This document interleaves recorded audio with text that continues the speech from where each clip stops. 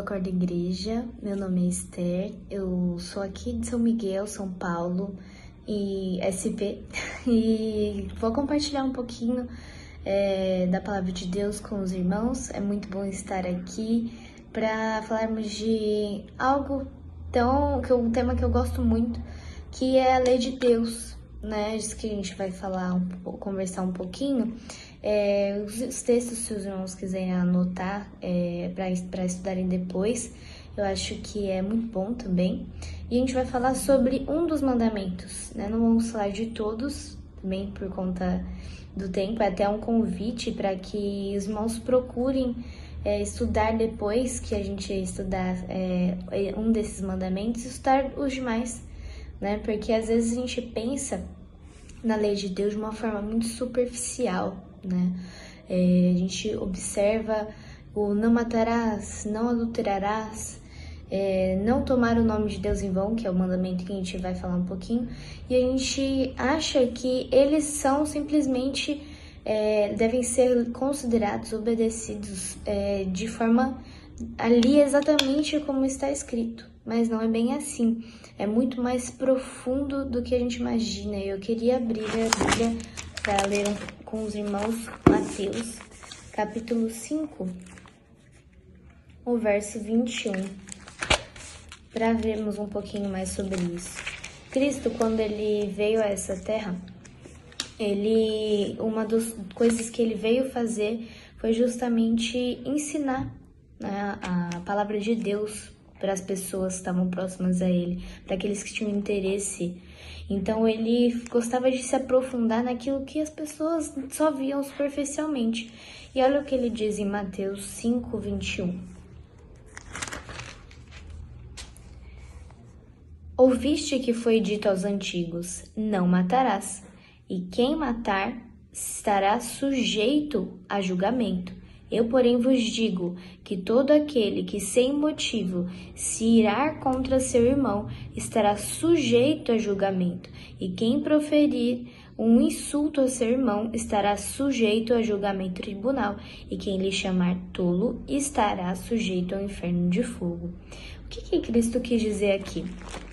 Quando ele estava fazendo essa pregação, né, ele também fala a respeito do mandamento do adultério, e ele diz que não é simplesmente o ato em si que importa, e sim até mesmo o pensamento a respeito daquilo. Então, se eu pensar em matar o meu irmão, se eu pensar em adulterar com outra pessoa e ter pensamentos libidinosos que não seja com o meu cônjuge, eu vou estar, sim, cometendo a quebra dos mandamentos. E se com esses dois a gente já consegue perceber que, sim, existe uma profundidade muito maior do que aquilo que a gente imagina, isso acontece também com o mandamento do não tomar o nome de Deus em vão, né? Que às vezes a gente acha que é apenas relacionado ao falar o nome de Deus. E também é isso, mas vamos ver aqui onde está descrito esse mandamento para compreendermos melhor.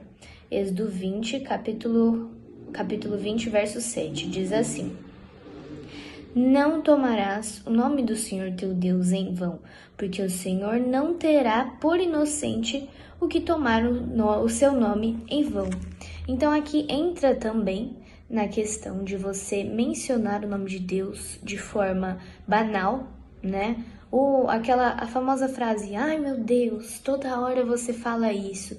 Ou se não, em conversas alheias, você participar de coisas que mencionam o nome de Deus não de forma reverente, mas sim de forma debochada, com piadas, falando coisas a respeito de Deus que não são convenientes à santidade que ele tem. Isso também é levar o nome de Deus em vão.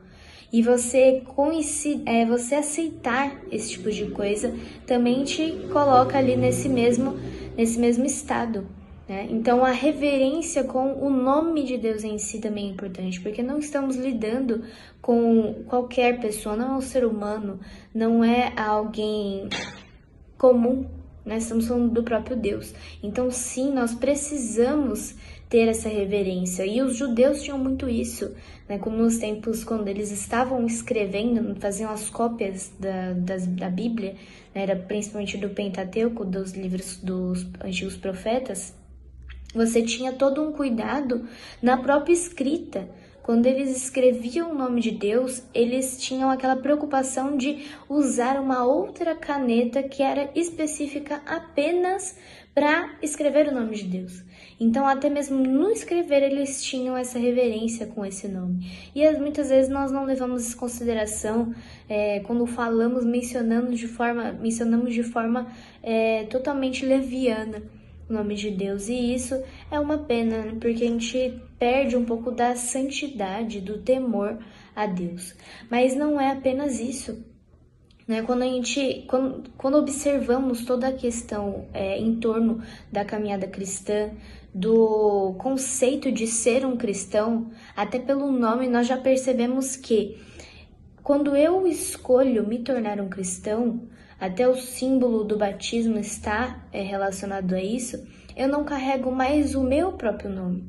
Quando eu vou e tenho o ato do batismo, de ser ali imerso na água e levantando ali depois, o significado eu morri para o mundo, eu não existo mais para mim mesmo, agora Cristo vive em mim, ou seja, o nome que eu passo a carregar não é o meu, eu não me chamo mais Esther. O nome que eu carrego, que as pessoas passarão a ver, é o nome de Deus.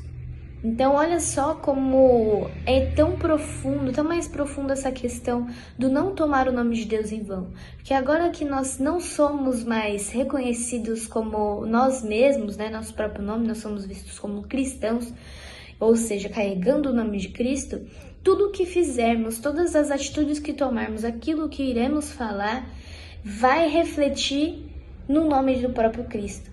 Então, essa visão pode ser tanto positiva quanto negativa. Eu estou dando bom testemunho de quem é Cristo para as outras pessoas. É até aquilo que o Rodrigo Silva fala muito, né? Assim, muitas vezes a sua vida, o seu testemunho é a única Bíblia que as pessoas lerão.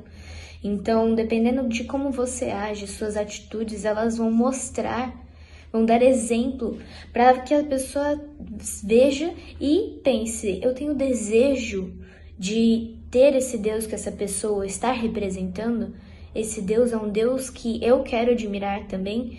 Então, tudo isso envolve a questão de Deus. E é um pecado muito grande, sim. É a quebra do mandamento do não tomar o nome de Deus, porque você está manchando o seu nome com a sua própria vida ali neste momento. Então é sim muito mais grave do que a gente imagina. E aí nós podemos pensar, sabendo disso, da importância de dar um bom testemunho, o quanto é difícil, o que eu posso fazer para conseguir cumprir esse mandamento? Para conseguir fazer com que as pessoas vejam Cristo em mim como ele realmente é, como ele realmente andou nessa terra. E a própria Bíblia responde, né? Em Filipenses, capítulo 4, vai trazer a resposta.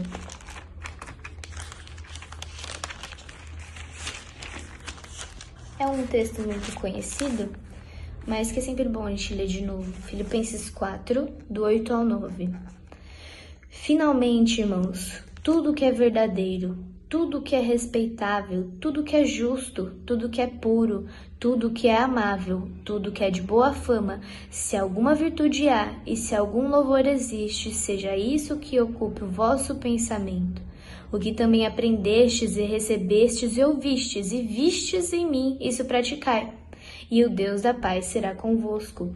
Então, olha só, aqui Paulo, ele carrega o nome de Deus de uma forma tão bonita que ele fala que nós devemos seguir o seu exemplo, porque ele dá um bom testemunho e ele dá a solução para isso. Como é que nós podemos dar um bom testemunho também e honrar este mandamento? É contemplando tudo que é de bom, tudo que vem de Deus, fazendo esse tipo de contemplação, gastando o nosso tempo com coisas boas, isso vai fazer com que, consequentemente, nós possamos agir dessa maneira também.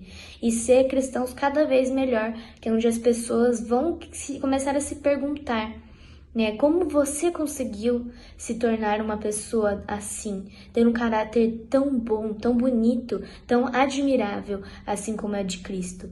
E isso é importantíssimo para o tempo em que nós estamos vivendo, onde nós precisamos nos preparar espiritualmente e também preparar outras pessoas.